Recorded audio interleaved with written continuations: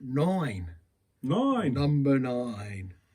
Revolution number 9 or episode number 9? Episode number 9, season 2. The Music Bar Podcast with Chris and Dan. But I'm Dan and he's Chris. Correct. In case you got confused. Probably looked at it and went, all I see is two bald blokes. Welcome back. Welcome back. How you doing? Good.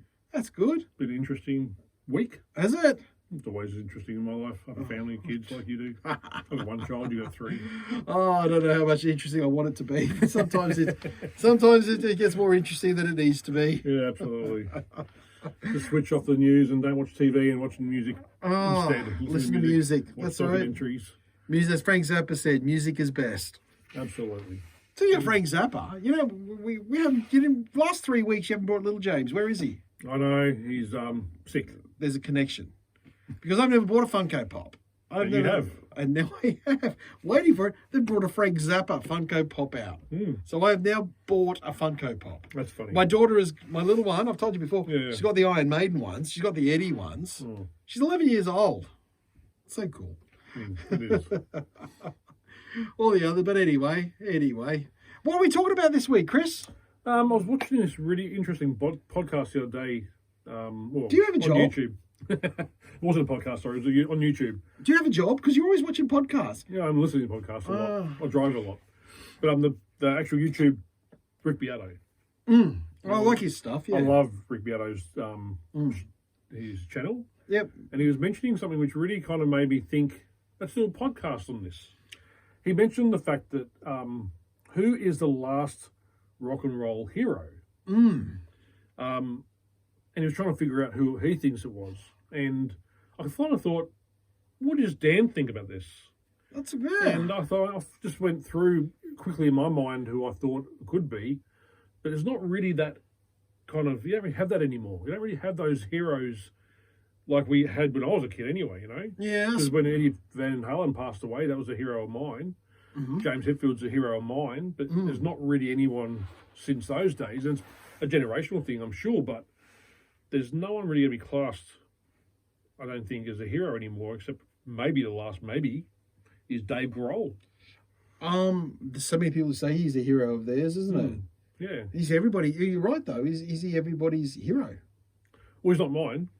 No, he's not mine. He's keeping rock alive. He's doing things. He's not. Yeah, but should it be left in his hands? I mean, the poor guy.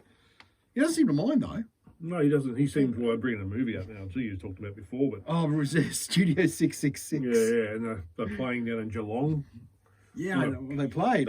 They played by the I didn't get to go, sadly, but no, neither did I. Yes, and tickets would have been hard. They went like that. Yeah, tickets went like that. But we look back at the history, like from my age, I'm nearly 50. So you look at people like Jimi Hendrix was a hero to people, and I think that's warranted. For sure. Jimmy Page. Would you class him as a hero? Yeah, totally. Totally. Yeah, he was definitely a hero. And the guitar heroes, I suppose. Everything like that. Yeah. Randy Rhoads was a huge one, and unfortunately, obviously, his passing didn't really get to where he could have been as a musician, I guess. And so are you saying are we talking rock stars or rock heroes in this? Well, I think it comes down to what they bought, like. For me, Eddie Van Halen was a hero because he did so much for guitar, but also the way guitars were made changed because of him. Well, I remember seeing that thing he did at was it at Berklee College of Music? They actually had to change the way music was written because of him. Oh, really? Tablature was invented because of him. Ah, there you go. He said they invented a whole style of transcribing and writing music because of him. Well, they also changed the way guitars are played because he came out with this Frankenstein model, which he had put together in his house and had 2 pickups, but one didn't work. So it was only one humbucker. And it was the first time he really saw a humbucker in a Stratocaster shape. So one pickup, and then next to it... If you're asking what a humbucker is, right, on a guitar pickup, right, just imagine, and I draw you a picture with my fingers, okay? Fender Strat, you've got you got your strings, and the 3 things, they're your pickups. The humbucker is two of those next together. Which is then the electric coils, which is what creates the buzz and the sound and the fuzz tone and everything like that. Picks up the sound. Which you find in Gibson. Normally. Yes, Gibson had either 2 or 3 of them if you wanted a monster sound. Yeah, so Eddie went and put a pickup from a Gibson into a Stratocaster.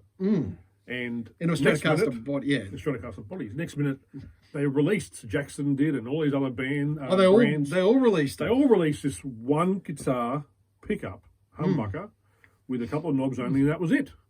That's never been done before and never has been done since, where someone has come along and just changed the way that guitars are made.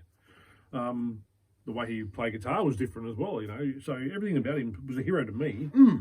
But he was also a great songwriter. He was also, you know, this other thing that he was just phenomenal in so many different ways. You made a really good point. I just really got me thinking just in this last few minutes when you threw, because I came in unprepared. I didn't know Chris was going to do Rock Hero, but as we're talking, because I think the Rock Hero is probably not there so much anymore. No, I don't think so either. But I think people still have musical heroes. Yeah, for sure. For sure.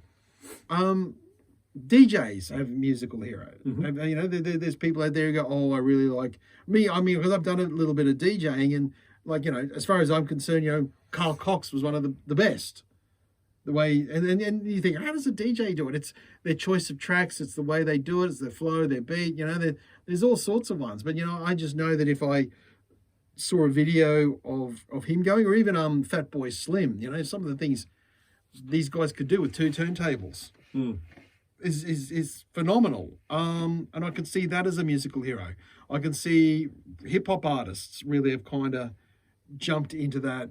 And there's a lot I don't know with hip hop still. I know a lot in music, but I heard somebody talk about, I work in sport radio, and one of the sports stars was talking about a hip hop artist that he liked from England. And I didn't ever heard of this person. And I can't even remember the name now of the person now, which upsets me a bit because I should have remembered, because I actually had to look this fella up. But this guy said he was his favorite hip hop artist of all time, and I was like, wow, I was blown away by. There's this new breed, and am I out of touch? I don't know. Yeah, probably. Okay, before you yell, yeah, probably I am out of touch. No, it's the kids who are wrong. You know? Well, I know. You look at rock and roll, this is what we're talking about, rock and roll heroes in a sense. I do, you know, you hear about guitar, you go to guitar stores and they're not selling very many instruments like they used to, you know. Yeah, well, it got to the point Gibson went bankrupt, didn't it? Exactly. And then you go to the stores and there's heaps of kids playing, but nothing like it used to be. So the instrument playing is disappearing. The hip hop's pretty taking over a little bit. The DJing and the mixing. Well, it's production. It's production because you can use your computer now with a program, and you can create it all. Yeah. In your computer now. Yeah. And kids aren't learning instruments as much as they used to. So you don't have those kids going back and looking at the past like I did when I first discovered Eddie. I went back and discovered all the other guitar players like Steve Morse and, you know, Jeff Beck and stuff, and you start listening to those kind of guys and watching them. So their influence starts going back to my influence of theirs. Their influence of me goes back further and further, which I wasn't even born. You know, that's kind of stopping. You get someone like Dave Grohl.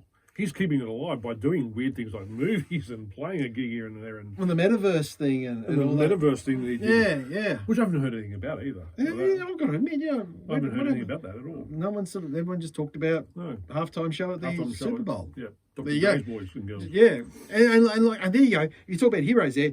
How much of a hero was Dre to all the hip hop kids? For that genre, yeah, for sure. You know, Dre and Eminem, Mary J. Blige and Snoop Dogg. Diddy? And 50 Cent? Oh, he wasn't there. Yeah, he was. No, it was 50 Cent. You said Diddy. No, I said Fiddy. Oh, Fiddy. Sorry. I speak the language, man. You do, don't you? Fiddy. Yeah, they're heroes to a generation of kids now. Because, you know, I said to someone that might have been you even, that the song that Eminem came out with from 8 Mile, Lose Yourself, is 20 years old. Ooh. Yeah.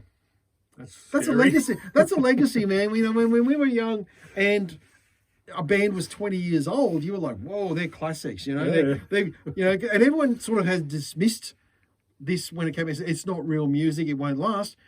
But we're talking 20 years since 8 Mile came out. We're 21 years since Dre's The Chronic came out. You know, I think Mary J. crazy. Blige's first album came out 20 years ago. Snoop Dogg came out in the 90s. Yeah, wasn't it when you had those guys, their ages up, it was like 280 something years old? Yeah, it was like, yeah. I mean, yeah, and Eminem, but Dre was with NWA from 1989 when that first album, Straight Outta Compton, came out. And I tell you what, if an album still can blow your mind, it's Straight Outta Compton. That's still something you listen to and go, woo! Yeah, fair enough. That's some angry stuff going on that.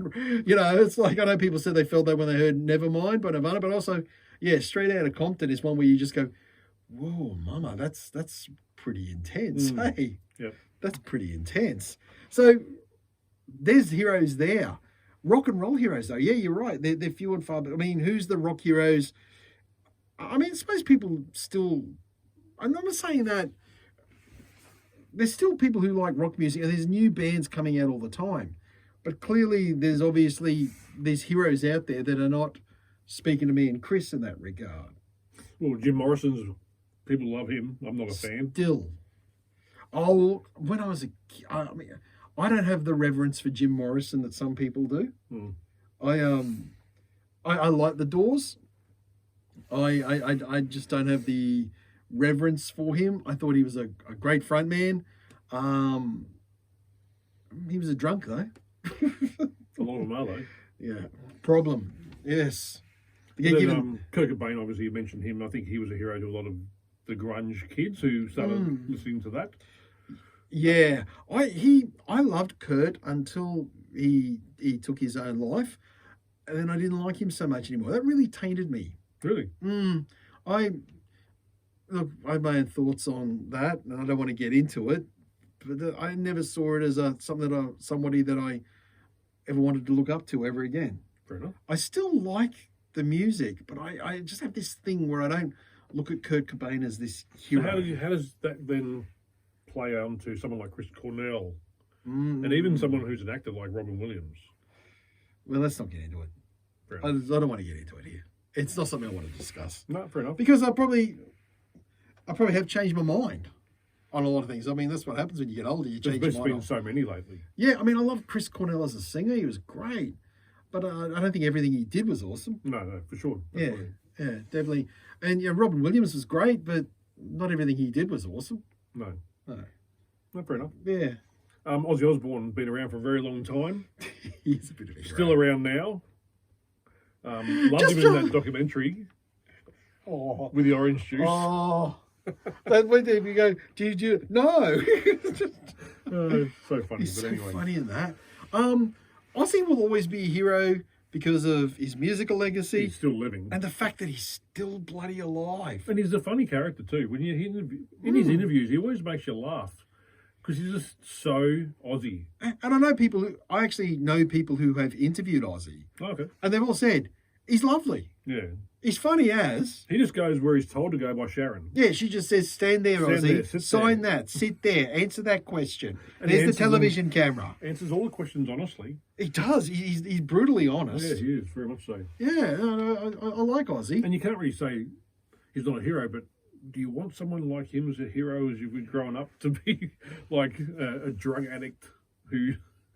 One of my favourite, I love this story when, I'll tell you this one, when Black Sabbath recorded their first album and he took it home to his parents. And, they lived in Birmingham. Yeah.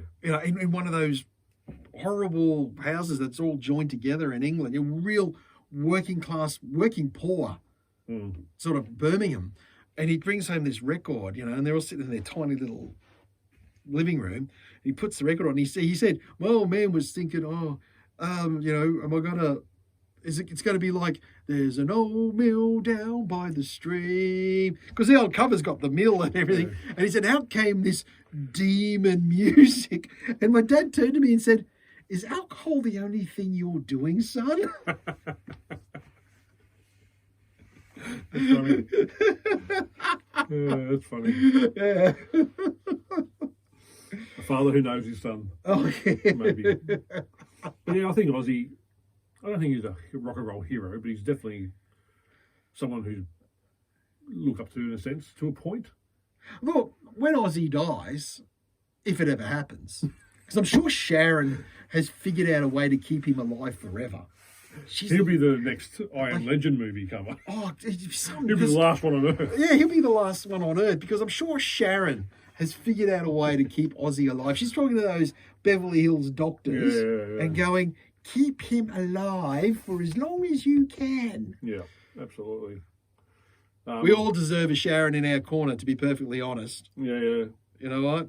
She's good for him. Oh, she's good for him. Yeah. My goodness. Bill Haley obviously was a very, very old school kind of guy, but Yeah. he's not a hero now. No, one talks really about him. not. No. But I'm not sure if that's a generational thing. Like, he's now gone so past that we don't think about him anymore. Yeah, look, and But our parents might think that. yeah, look, I think Elvis was still the number one. Elvis, yeah. No, that's true too, yeah. Elvis was the number one because Bill just looked like your dad. And he was as old as most people. He was in his 40s, I reckon, when Rock Around the Clock came out.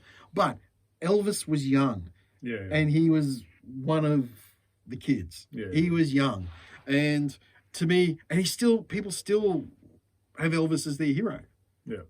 Even to this day, yeah. Oh, Blackie Lawless from Wasp. Is it? Is it Oh, really? I remember a mate of mine said he went and saw Wasp when they last toured Australia. And he said they're playing away and doing something. And then all of a sudden behind on the screen or whatever, there's a big picture of Elvis. Wow. And because then Blackie looks up and he's going. There you go. So, Elvis is still some people's hero, Yeah. I like Elvis, but, and I can see the hero side of it because he was Elvis. I think also with Elvis too, he was, was it he who didn't go? He went to Vietnam, didn't he? No. He got drafted into the army, but it was post-Korea. It was 1957. Right. They still had the draft, and they were still drafting people. But he only was stationed in Germany. Okay, right. So he didn't actually go to war. No, he never went to war, but he still served his 3. He still served his 3 years. Yep. Which took him out of acting and singing for a while. Oh yeah. You've mentioned Ronnie James Dio a lot in the past, and not a hero to me at all, but as a singer, he's a good singer, but that's about it to me, I think. Oh, as a singer and lyricist, I think I still think he was one of the greats. It's funny when you say hero, because I'm just sort of looking to think if they're heroic. Because some of them, they're just human beings, a lot of them. But there's some of them that I just really hold in high esteem. Dio is definitely one of them. But yeah, I find Kurt Cobain, I'm going to go back on Kurt Cobain here. I find him, because he probably didn't want to be a hero. I think I think that's probably where I'm kind of funny on Kurt Cobain. It's not so much the suicide thing. It was the fact that he never really wanted to be that rock and roll hero. Yeah. Like, Ozzy wanted to be a rock star. Elvis wanted to be a star. They embraced it. They took it on. Kurt didn't want it. No, he didn't. It was one of the. It was a weird. It was a weird thing. He just wanted to play music, and he was just hoping that he could play in weird little clubs because that's all the bands he loved. Did that, and that's all he wanted. He just wanted to be a punk rock. He was a punk rock guy, and that's all he wanted. And he did say that the only reason he signed to a major label was because they were doing gigs in other states and stuff, and the kids would go up and go, "We can't buy your record. We can't get it anywhere." And he said, "Well, if we sign to a major label, at least we'll get distribution." Yeah. And they can, and next thing you know, he's got this 10 million selling #1 record. He didn't want it. He didn't go chasing it. Came to him. I think it's very similar to Silverchair, Daniel Johns. He went into hibernation pretty much and just didn't come out of his house for months because he was getting picked on and people didn't like him. Yeah. It's all poppy syndrome. Well, that's Australia. Newcastle Different thing. Newcastle was very, sound like Birmingham in a sense. What do Australians say? When you become famous, I suppose you're a dickhead now. Yeah. So I suppose you think you're top shit now. Yeah. But I reckon also Chester Bennington from Lincoln Park. I think they didn't go chasing fame. No. I think they wanted to be in a band and make music. I think Chris Cornell's the same though. I don't think he wanted to be that famous person either. Yeah. Because I can't see fame it's never great. No. Absolutely not. It's never great. So that's Lane Stanley. Lane Staley. He didn't want to do that either. Yeah. I seem that seemed to me that those Seattle guys wanted to do everything that they wanted to be everything that the LA guys weren't. Yeah. Sebastian Bach wanted to be famous. I Motley thought- Crue wanted to be famous, the biggest band in the world. Yeah. David Lee Roth wanted to be the biggest star in the world. Only him, really. Yeah. The other three didn't care. Yeah. Eddie, I showed you that story from the guy from Kerrang magazine about how he knew after seeing them in Toronto that time, that he knew Van Halen were going to break up at that concert. Right, yeah. They were all in their separate, Yeah. Eddie was nowhere to be seen at the backstage party, but David didn't care by that stage. No. He was, David wanted to be star. Some people just do. And just seeing those guys in Seattle, they were just kind of, those LA guys. Those LA guys. We don't That's want like the thrash scene. No, the LA guy, let's move to San Fran. Yeah. Noel Gallagher. He changed a bit of, when Oasis came out, they were huge. I tell you what, I know some people who really do admire Noel Gallagher. He's a great songwriter. Oh, fantastic He's songwriter. amazing. How did a working class yob from Manchester and him and his unemployed younger brother, William, just say, we're going to become rock stars. And And they did it. Yeah, and quickly. And did it. And then you say what did he say? I read a quote of Noel Gallagher's. He said something about, we told everyone we were going to be the biggest rock stars in the world, and we went and did it. And it was a piece of piss. Did Noel say that? Noel said that. Noel would say that. Noel would say that, yeah. It's like... But they were pretty big at the time. They're still pretty hard. They went back and rejoined a reunion. But I have to think there's people out there who look up to those two. Oh yeah, I know. Especially. Yeah, I think it was the British thing. If you really listen to that Oasis stuff from the 90s, they compared them to the Beatles. Well, you can see why. And the reasoning why is when you listen to it, it sounds so big and bright. It's like grunge was this whole, everything's down tuned, but everything in Oasis is this huge, bright sound, and it sounds like you're having a good time. Yeah. Everyone's having a fun time. They called it in England, when Britpop happened or whatever they called it, they called it the Summer of Love again or something like that. It was something like that. And it was because bands like Oasis and Blur both sounded, they were proud to be English. Mm-hmm. They wore their Englishness on their sleeve, the two bands. One was more pop oriented, more alternative indie. They were both in the indie group, I suppose. But Oasis they just sounded like massive. They sounded like they belonged to play in stadiums. Yeah. They were never going to play in small clubs. This music was unbelievably huge, and it was recorded and mixed that way. So especially those first two Oasis records. If you really listen to those first two records, they'll still blow you away. They're still like... You know if they recorded it all together in the same room or one by one? You don't know? Why are you obsessed with that? I just find it interesting. Well, that's where you sort of asked Noel Gallagher. Well, you probably don't remember because you were, I wouldn't know. Yeah, he probably wouldn't. I can't remember. We were all out of our minds. We were drunk all the time. Yeah. I find it interesting, that's all, because I know... Oh, look, I'm interested in the recording process too. It's a fascinating thing. But yeah, those two Oasis records, I know I'm going off a bit here, but yeah, they make you feel good. It's the sounds of summer. It's sounds of driving around in your car. And these guys are from England. Yeah. And they created these incredible sounding, big music, big pop rock music, And they were all good. Yeah, they're all good. Those albums Second album, What's the Story, Morning Glory? It's amazing album. It's a killer record. It's a killer record. And I think, definitely heroes in there, especially for their time. They did pretty well. You're a huge Kiss fan, so Paul and Gene. Oh, this is a good one, actually. Thank you. Yes, this is a good one. I used to really, really like Gene Simmons. Mm-hmm. I would actually have to say the bass player you Gene was a hero of mine. Okay. Ever since I was a kid, I always liked the Demon makeup. And I suppose as I grew up and played bass, it was always Gene Simmons. And yeah, I'm still a fan, but they're not heroes of mine anymore. No, I know too much. Yeah. Well, you watched them on that documentary. No. Look, Gene comes across as a bit of an arse, and Paul can be too. But if I was to go back and probably say the heroic one, I love Ace Frehley. Oh, really? Oh, ace. I think he was the most rock and roll of them. Yep. He was the most down to earth, and I don't know what you feel, but geez, he can play. Yeah. It- I'm not a huge Kiss fan, so I don't really understand. I don't know a lot about what they can do, but I was surprised you said that he had session players in for him. Yeah, because he was lazy.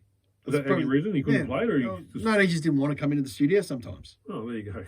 Because if you really That's no hero of mine then. if you go onto YouTube, oh look, now he's sober and everything. Yeah, yeah. But if you go on YouTube and watch Ace play his guitar parts, and I saw one thing of his where he was talking about broke down the song "Shock Me," the first song he sang vocals on, and he broke it down to every little bit, and you actually watch it and you think that's actually really hard to play. Okay. And then he says at the end of it, he shows you how he plays it, and he did the solo, and then he says at the end, not bad for a guy who's never had a guitar lesson. And you think to yourself, that guy's never had a guitar lesson in his life. That guy can't read music. That guy doesn't know a thing about music, and yet he can play that. Yeah. Fair enough. That's why I like Ace Frehley. Yeah, no, fair enough. Can I tell you who are some heroes of mine? Mm-hmm. You're going through it. Henry Rollins. Oh, yeah. I love Henry. From Black Flag, but as a speaker, solo artist, writer, performer, whatever, he's that guy for me. Yep. That I would probably, and one that did affect me when he died was David Bowie. Ooh, okay. You felt about Eddie Van Halen. I probably felt the same about David Bowie. Fair enough. That was the one I actually did stop and have a cry. Mm-hmm. When David Bowie died, I just went, oh my God. Because to me, he'd produced some of the most incredible music in the last 50 years or whatever. Yeah. But also, he just released his last album, Black Star, and he died like 3 days later. Oh. And this album was incredible. And you sort of sit there and you think, holy crap, Bowie still is out there pushing boundaries, still taking us on this incredible journey, still producing awesome music. He's dead. Yeah. It was like he did this parting gift to the world and went, here it is. See you later. Bye. Mm. I mean, how many people? Prince didn't get to do that. No. Michael Jackson didn't get to do that, but David Bowie did. It's almost perfect the way Bowie did it, and he's a hero of mine. Bowie is I love Bowie, and Springsteen's another hero of mine. They're probably my big heroes. Yeah. I think Dimebag was mine when he passed away, and I found that out. Oh, that was a shock. Obviously, that's still. If made me upset. I got upset pretty badly then. We probably do a show. This is probably more rock and roll. That one upset me, and it still does. Yeah, it still does, because I did read someone say, you just know what Daryl would have done. He would have seen this guy jump on stage, and would have probably held his arms out to say, "Hey man, give me a hug." You probably know that's what he did. Not that I've heard this, but in my mind, that's what he would have done. Because he just seemed like that kind of guy. He was. He was that guy. So those who don't know, he got shot on stage back in 2004 in December. So was it that long ago? Yeah. Just started playing. I think there were 2 songs. I think it might have been Rob Halford who said that. Oh, really? Rob and him were friends. Yeah. So yeah, that was a sad one for me to see a hero go like that. And another one that was sad for me was Chester Bennington. Yes. I think when Chester died, I didn't understand that. I just couldn't comprehend it. I couldn't comprehend that one. No. Because Chris Cornell went before him, and when Chester 2 weeks, 2 weeks or something like that, and it didn't realise until they were actually good friends. These two they were obviously going through something together.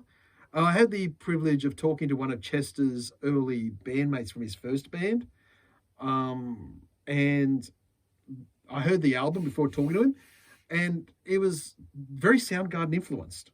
Really? And you could see Chester really likes it. But when I heard Chester died, I was just kind of, because I like Linkin Park. Yeah. And they're a band that has to have 2 singers. Yeah. Two different things. And Chester was one of those guys that had, we talk about singers, Chester had one of those voices that you just kind of went, wow. Yeah. Where did that one come from? I know. Like you go about technical singers and things like that. But yeah, Chester had one of those voices. You just went, how do you sing like that? How can you sing like that? He wasn't a big guy either. No, they're all little. They're all tiny in that. like AC/DC. They're all tiny. Tiny, yeah. Yeah. It's interesting. Keith Richards and Mick Jagger. Mick's an ass. Yeah. Oh, I don't know anyone who says anything nice about Mick Jagger once they meet him. But Keith comes across as just, I don't know if he's a good guy or or Satan himself sometimes. I read his autobiography and he was a pretty shitty dad. Keith? Yeah. To his first son, Tara, who died. But he seems okay now, but I think Keith is one, him and Ozzy have just made that pact that they're not going to die. These guys are pushing 80 and you just know Keith's not going anywhere. Let's get to Billy Gibbons, eh?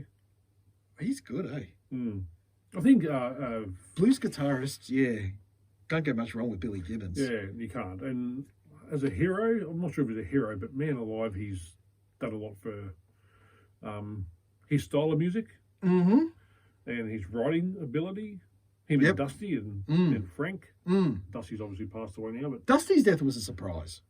Yeah, it was a surprise. Yeah, you didn't see that one. No one saw that one coming. No one saw that one coming. But yeah, Billy, I think Billy's... When I was a kid, I loved ZZ Top. I drew the logo on all my books, like I did with the Van Halen logos and the other bands. But Billy's always been one of my favourites. And just the whole trio of them, the way they marketed themselves and presented themselves and their fun guitars they had. And it was so different to watching like Metallica having only black, that kind of stuff. And what they wore, these guys from them had the colourful, fluffy guitars that span around, Oh, the videos worked, the car and the girls and the Lemonade car. It all worked. That was their manager, Bill Ham. He came up with all that stuff. I know my brother went and saw them play here in Brisbane many, many years ago before I lived here. And they arrived in a helicopter behind the stage. Oh, yep. So that was pretty big for them back then in the, 90s. You don't see that very often as a audience member, see a chopper land. And that was when they played at the Surfers Paradise Raceway. I was there at that one, 87. There you go. There you go, 87. I was there at that show. That's pretty cool. So, yeah, I think Billy's a bit of a hero to me. Cool. Simple riffs, but just so effective. You talk about blues players and stuff like that. Yeah. And look, you can't go past the Black Americans as far as playing blues. Yeah. But there's something about those Texas boys. Yeah. Stevie Ray Vaughan, Billy Gibbons. Yeah. Texas, man. There's something in the water, in their blood, in the whiskey, whatever it is. But those Texas guys, man. Yeah. They knew it. They knew how to. They know. They knew what it meant. Yeah, they know it. And they would have learned from those, from the BB Kings and everybody else. Yep. So, well, that's what did you see the ZZ Top documentary on Netflix? I did a while back. Yeah, but that's where the name come from. It was like, well, all the blues artists were BB King, ZZ King. It was like we were ZZ's cool. The King is at the top. ZZ Top. Yeah. That was it. Got that name. Yeah. Nothing.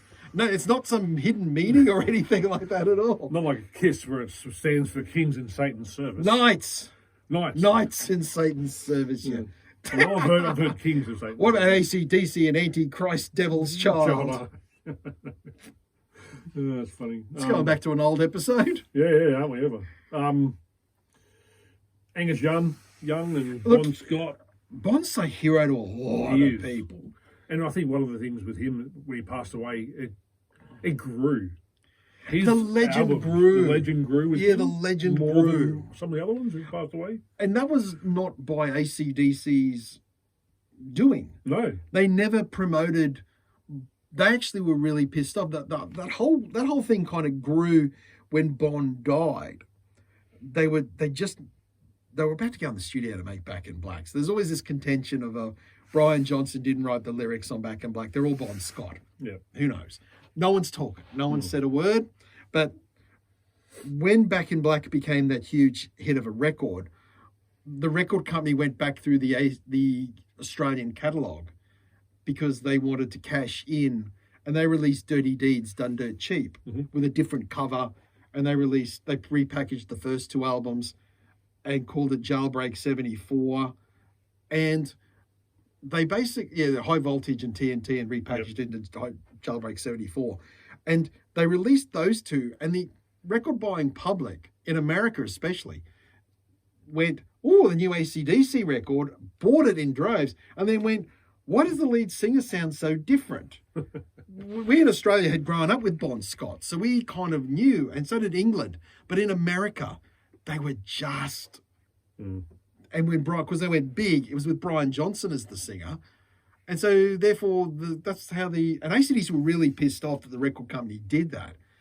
That's why Malcolm then took control and said, nothing gets released until I say so. Yep.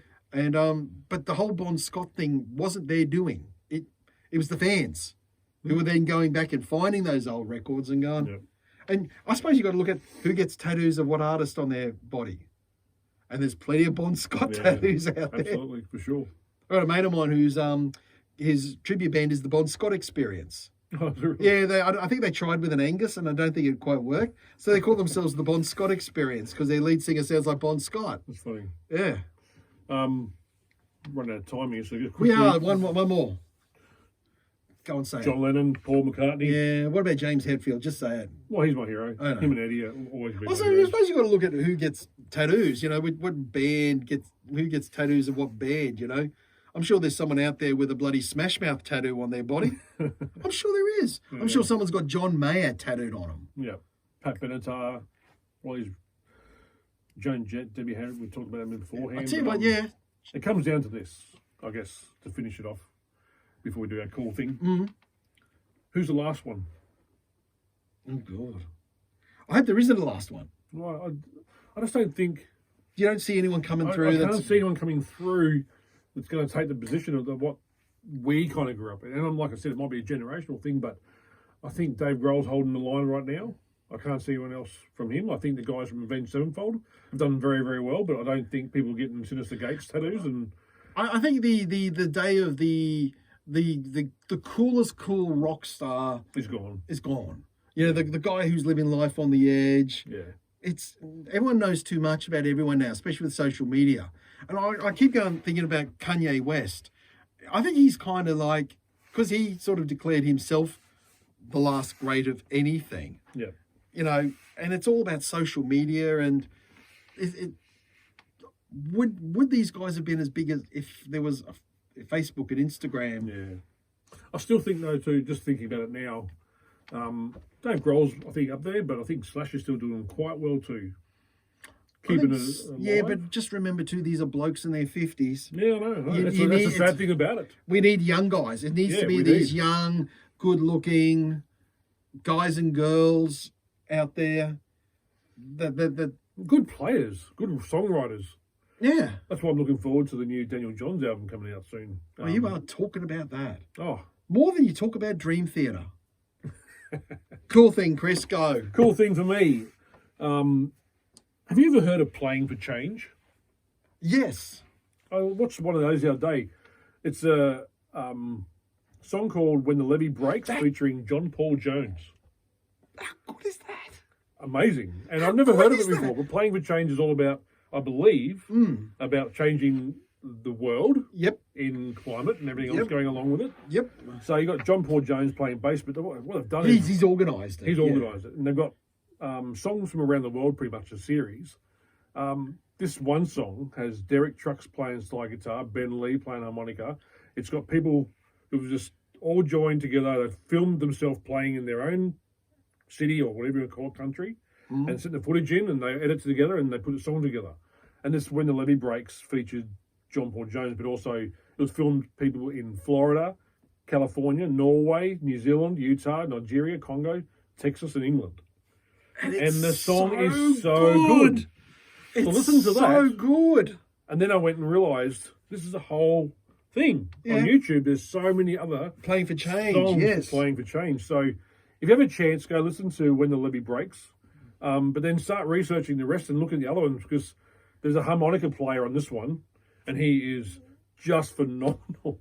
But they change singers. They do. You know, I it's can't. so good. I don't know off the top of my head the singers, but the first verse, which is in the lower key, the guy who sings that with the deep voice. I thought, oh, that's a good way to sing that Yeah. song. And then the singer from New Zealand comes in, the female singer, Female. and she's really high. High, yep. But then Tedeschi comes in from the Tedeschi Trucks Band. Okay. Yep. Yeah, and she sings And her voice is like this. Yep. These three different voices. And in the background, you've got the lady from Norway who's standing in the middle of this yodeling, massive, you kind of doing this kind of yodel yeah, thing. the yodeling. So good. So good. So have a listen So to that good. Playing for Change, When the Levee Breaks. Oh, it and is then so start good. looking at the rest of them. And let me know which ones you think are the best, but I'll keep watching them anyway. But yeah, your cool thing? Well, it was going to be that. No, it's not really. But I did look at that and think, oh, am I going to make that my cool thing? You know what? Let's keep it at that. We concur. Our cool thing. I can do my cool thing another day because that is so good. Yeah, That is really good. When the Levee Breaks. And I think at the moment too, when you look at the world, the way it is, having this kind of thing is what I've said to you at the beginning. Music is a language of the world, and seeing these people from all around other countries, Africa and Europe and Scandinavia and New Zealand and so forth and America, joining together to make a song, it can help. You know, that's why I don't watch the news anymore, but I'll watch this because it's bringing the world together. It's tremendous. So get onto it. As Frank Zappa said, music is best. Yeah. And so is this podcast. Music Bar Podcast is best. Thank you for watching. We'll be back for episode 10. Soon. Subscribe and see you soon. Bye.